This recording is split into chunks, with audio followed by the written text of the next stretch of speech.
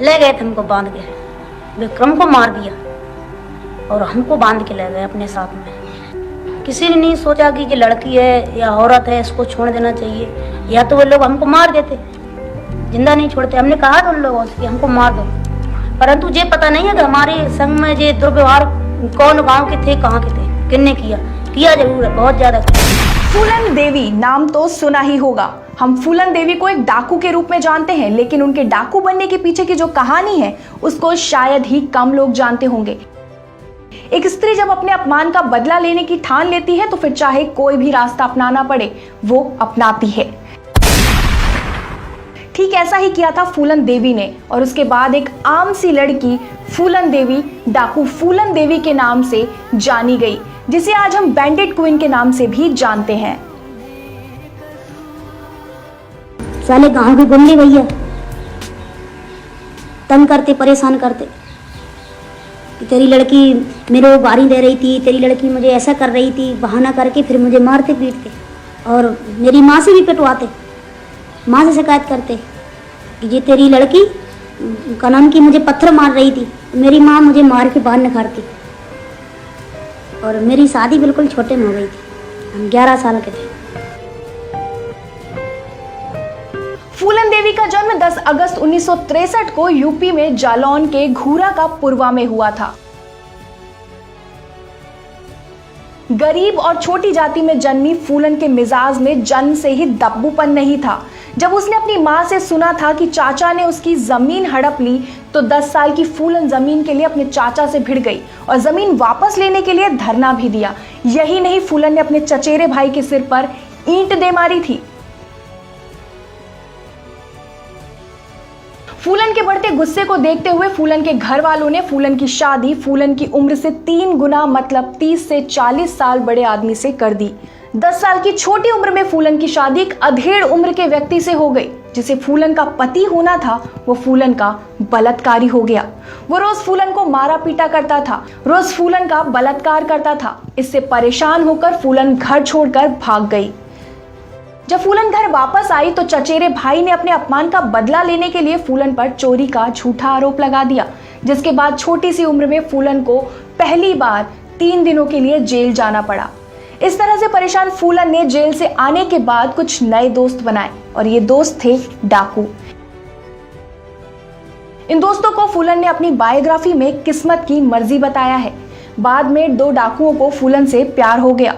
फिर फूलन को पाने की चाहत में डाकुओं के सरदार बाबू गुर्जर को डाकू विक्रम मल्ला ने मार गिराया। बाबू गुर्जर की मौत से श्री राम ठाकुर और लाला ठाकुर बहुत गुस्से में आ गए, जिसके बाद उन्होंने विक्रम मल्ला और फूलन के गैंग पर हमला कर दिया, जिसमें ठाकुर गैंग ने विक्रम को मार दिया और फूलन को उठाकर ले गए। इसके बाद जो फूलन के साथ हुआ वो सुनते हुए आपके रोंगटे खड़े हो जाएंगे।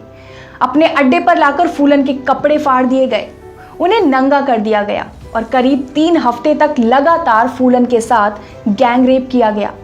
सिर्फ और सिर्फ 18 साल की उम्र में फूलन ने ये सब कुछ सहा, जिसके बाद फूलन ने अपने अपमान का बदला लेने की ठान ली। धीरे धीरे फूलन ने अपनी ताकत बढ़ाई और 1981 में उसी बेमहाई गांव में पहुंच गई जहां उनके साथ वो घटना घटी थी। गांव से 22 ठाकुरों को चुन चुनकर बाहर निकाला और सभी की गोली मारकर हत्या कर दी।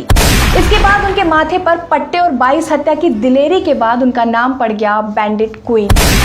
एक अफसोस कि हम मतलब एक गरीब परिवार में हम औरत बन के क्यों पैदा हुए। हम अगले जन्म में भले ही जानवर बन जाएं पर इस तरह की मतलब औरत नहीं बनना चाहिए। बहुत बस अजीब सा लगता है, वो बातें जो पहले भी याद आती हैं तो मेरे वैसा लगता है थोड़ा।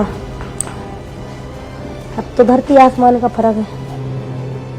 अपमान न सहना फूलन के अंदर बचपन से ही था। उनको जवाब देना भली भांति आता था।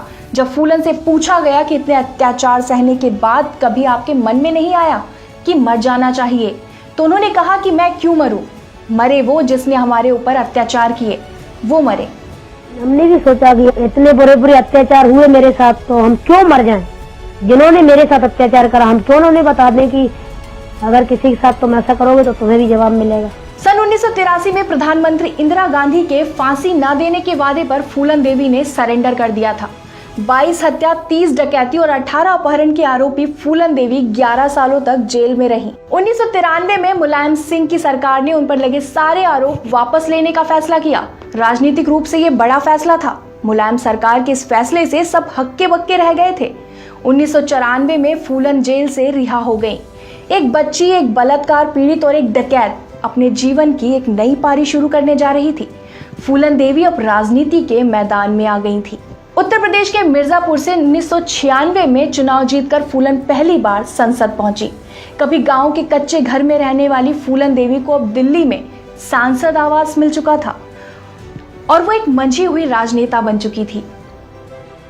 बीजेपी के लोगों, अब मेरे कितने का उड़ा रहे, मेरे कितने तो 15-16 साल पहले उड़ गए, ये मेरी जिंदगी लुटी। 25 जुलाई 2001 नागपंचमी के दिन और दिनों की तरह ही फूलन देवी से मिलने वाले लोग आने लगे। इस दिन फूलन देवी के पास शेर सिंह राणा नाम का एक आदमी आया, जिसे फूलन ने खाने के लिए खीर दी। खीर खाने के बाद इसी शेर सिंह राणा ने फूलन देवी को गोलियों से भून डाला। शेर सिंह राणा ने कहा कि उसने बेमहाई में मारे गए ठाकुरों का बदला लिया है। फूलन देवी मरकर भी इतिहास के पन्नों में दर्ज हो गई। जब भी महिला डाकू का कहीं भी वर्णन होता है तो सबसे पहले फूलन देवी का नाम याद आता है। फूलन देवी की ख्याति किस कदर है, इसका अंदाजा इस बात से लगाया जा सकता है कि फूलन देवी की जिंदगी पर बैंडेड क्वीन नाम से फिल्म बन चुकी है। फूलन की जिंदगी पर किताबें लिखी जा चुकी हैं। कभी बंदूक के साथ खेलने वाली फूलन देवी को एक बंदूक की गोली ने ही हमेशा के लिए सुला दिया। हमारा ये वीडियो आपको कैसा लगा कमेंट कर जरूर बताएं। साथ ही इस वीडियो को लाइक और शेयर करना ना भूलें।